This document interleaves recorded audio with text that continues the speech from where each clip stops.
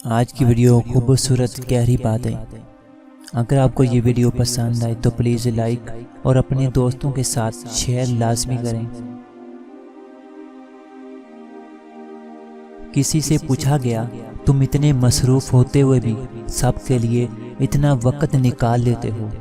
جواب ملا، رشتوں کو ہم یہ دینا سیکھو، وقت آپ کو خود بخود مل جائے گا۔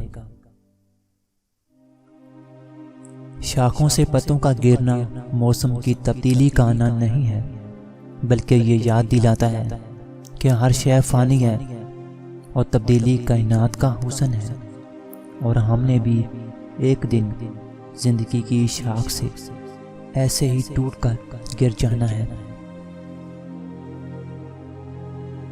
ماں کا احترام فرض ہے، چاہے اپنی ہو یا اپنے بچوں کی۔ لوٹ کر آنے والوں کے لیے دروازے ہمیشہ کھلے رکھیں، یہی آپ کے رب کریم کا بھی طریقہ ہے۔ خدا کچھ ایسا کر دیتا ہے کہ اس کی یاد آ جاتی ہے۔ یہ لاجواب باتیں کبھی خالی ہاتھ لوٹ کر نہیں آتی۔ عشق بندے سے اور امید خدا سے رکھو۔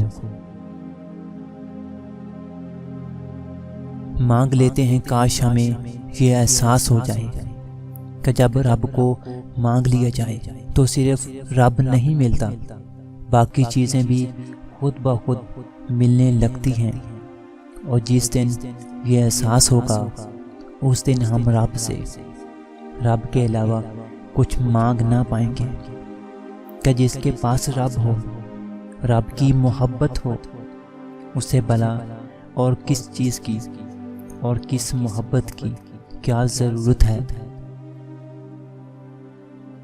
ہم ساری زندگی سیراب کے پیچھے بھاگتے دوڑتے گزار دیتے ہیں، آخر کار میں خالی ہاتھ رہ جاتے ہیں۔ بہت لمبا سفر کرتے ہیں، وجود کو تکا دینے والا سفر میں بہت تھک جاتے ہیں، وجود خاک ہو جاتا ہے، لیکن ہاتھ میں بھری ریت بھی نہیں آتی، فقط زہریلی یادوں کے سوا۔ اللہ پاک کچھ دے نہ یا نہ دے، بس والدین کا سایہ سر سے نہ اٹھائے۔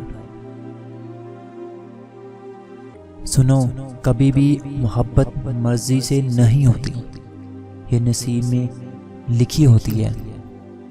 کسی کے لیے رزق کی طرح اور کسی کے لیے روگ کی طرح لکھ دی جاتا ہے۔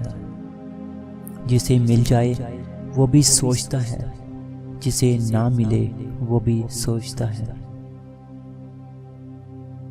لوگ ذرا سی بات پہ یوں منہ موڑ کے چلے جاتے ہیں، جیسے عمر پر اسی موقع کی تلاش میں تھے، اور انہیں احساس بھی نہیں ہوتا کہ کیسے کوئی اندر سے ٹوٹتا ہے، کیسے کوئی اندر سے ٹوٹتا ہے۔